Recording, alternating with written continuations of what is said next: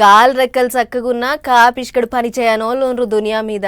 అమ్మా నాయనలు తెచ్చిపెడుతుంటే తింటారు, బలాదూరు తిరుగుతారు. అందరూ గట్లనే ఉంటారని కాదు కానీ అన్నీ చక్కగుండి కూడా పావుల పని చేయనోళ్ళు మస్తు మంది ఉర్రు. తినేటి తిండి కాడ నుంచి ఎక్కి తిరిగేటి బండ్ల పెట్రోల్ దాకా అమ్మా నాయనలు ఇయ్యాల్సిందే.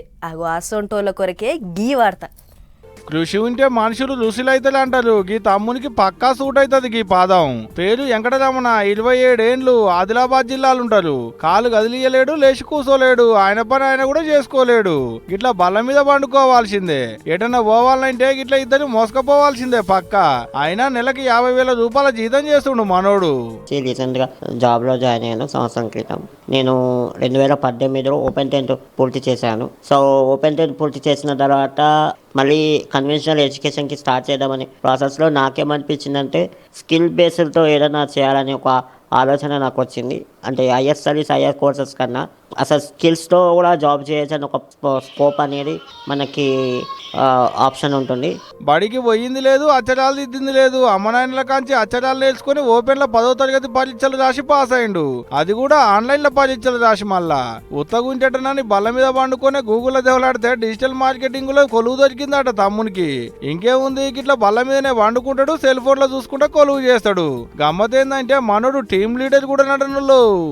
బిజినెస్ టీమ్కి, కంపెనీస్కి మేము మార్కెటింగ్ సర్వీసెస్ ఇస్తాము. వాళ్ళ వ్యాపారాన్ని ఆన్లైన్లో ఎలా ప్రమోట్ చేసుకోవాలని కాన్సెప్ట్స్ మీద. సో దాంట్లో నా పాత్ర వచ్చేసి టీమ్ మేనేజ్మెంట్ లీడ్గా నేను వ్యవహరిస్తున్నాను. నా కింద ఆల్మోస్ట్ 7+ మెంబర్స్ ఉన్నారు. పుట్టుకల్నే మాయదారి రోగం ఒకటి వచ్చిందట పాపం. అప్పటి సంది ఇప్పటి వరకు కంటికి రెప్పలోలుగానే కాపాడుకుంటూ వస్తుందట వాళ్ళ అమ్మనాయనలు. చిన్నగున్నప్పుడు డాక్టర్లకు చూపెడితే ఇక ఉన్నంతకాలం గిట్లుండాల్సిందే, వయసు పెరిగే కొద్దిగా రోగం వెలుగుద్ది తప్పితే తగ్గనైతే తగ్గదని చెప్పిలట బాజాప్తా.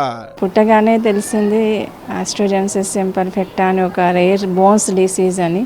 ట్రీట్మెంట్ కూడా ఏమీ లేదంటే కొంచెం నిరాశ అనిపించింది. ఇప్పుడు పెద్దగా అయిన తర్వాత అంటే ఆర్గాన్ని సరిగ్గా పనిచేయలేకపోవచ్చు, వినిపించకపోవచ్చు, అది ఇట్లా రకరకాలుగా అనడం జరిగింది. కానీ ఆలోచన విధానం, పరిణితితో ఆలోచించడం, ఇవన్నీ వాడిలో ఉన్నాయి.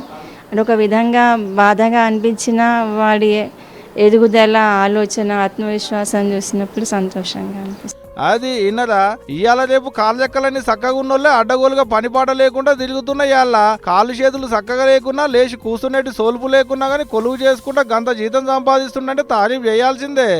ఏదైతే గానీ పనిపాట లేకుండా అవయ్యలు తెచ్చి పెడితే తినుకుంటా బలాదులుగా దిగేటోళ్ళ ఉంటే దగ్గరికి పిలిచికి వార్త చూపెట్టు. ఇది చూసినాకనైనా సక్కిడికి వస్తారేమో ఇక.